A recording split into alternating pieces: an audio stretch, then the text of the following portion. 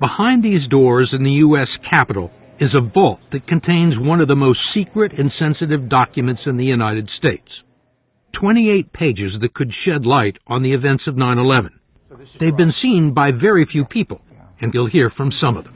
I think it is implausible to believe that 19 people, most of whom didn't speak English, could have carried out such a complicated task without some support from within the United States.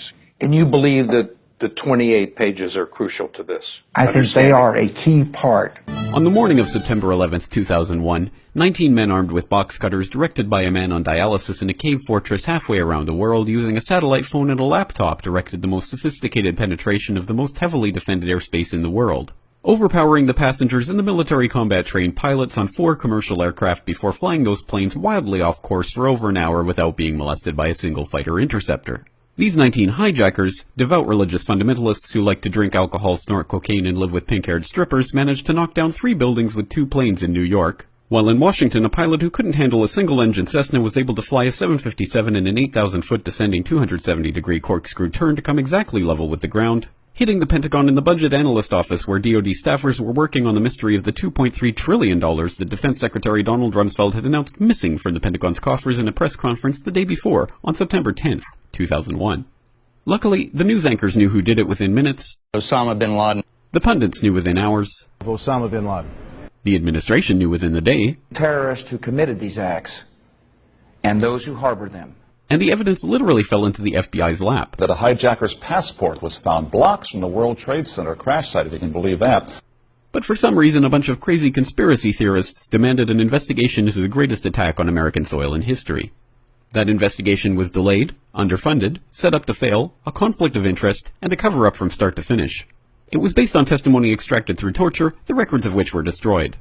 It failed to mention the existence of WTC-7, Able Danger, P-TECH, Sibel Edmonds, OBL and the CIA, and the drills of hijacked aircraft being flown into buildings that were being simulated at the precise same time that those events were actually happening. It was lied to by the Pentagon, the CIA, the Bush administration, and as for Bush and Cheney, well, no one knows what they told it because they testified in secret, off the record, not under oath, and behind closed doors. It didn't bother to look at who funded the attacks because that question is ultimately of little practical significance. Still, the 9/11 Commission did brilliantly, answering all of the questions the public had, except most of the victims' family members' questions, and pinned blame on all the people responsible, although no one so much as lost their job, determining the attacks were failure of imagination. Because nobody in our government, at least, and I don't think the prior government that could envision flying airplanes into buildings. Except the Pentagon, FEMA, NORAD, and the NRO. The DIA destroyed 2.5 terabytes of data on Able Danger, but that's okay because it probably wasn't important. The SEC destroyed their records on the investigation into the insider trading before the attacks, but that's okay because destroying the records of the largest investigation in SEC history is just part of routine record keeping. NIST has classified the data that they used for their model of WTC-7's collapse, but that's okay because knowing how they made their model of the collapse would jeopardize public safety. The FBI has argued that all material related to their investigation of 9/11 should be kept secret from the public, but that's okay because the FBI probably has nothing to hide. This man never existed, nor is anything he had to say worthy of your attention, and if you say otherwise, you are a paranoid conspiracy theorist and deserve to be shunned by all of humanity. Likewise him, and her. And her, and her, and him. Osama bin Laden lived in a cave fortress in the hills of Afghanistan, but somehow got away. Then he was hiding out in Tora Bora, but somehow got away.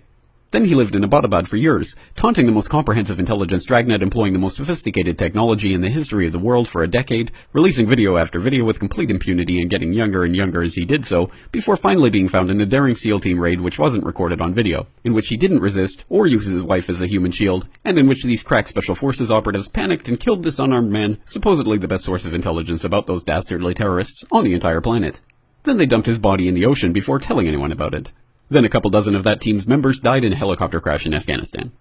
This is the story of 9/11, brought to you by the media which told you the hard truths about his head could be seen to move violently forward. And they took the babies out of incubators. And mobile production facilities. And the rescue of Jessica Lynch. If you have any questions about this story, you are a batshit paranoid tinfoil dog-abusing baby hater and will be reviled by everyone. If you love your country and or freedom, happiness, rainbows, rock and roll, puppy dogs, apple pie, and your grandma, you will never ever express doubts about any part of this story to anyone. Ever.